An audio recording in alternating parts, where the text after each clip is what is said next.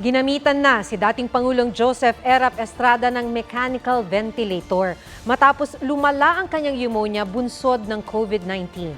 Ayon sa anak niyang si dating Senador Jinggoy Estrada, kinailangan ng ilagay sa mechanical ventilation ng kanyang ama para mapataas ang oxygen delivery at para maiwasang mapagod ang respiratory mechanism nito.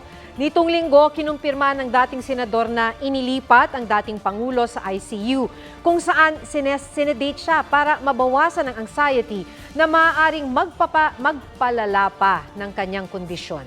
March 29 nang inanunsyong COVID positive si Erap, muling humiling ang panalangin ang pamilya Estrada.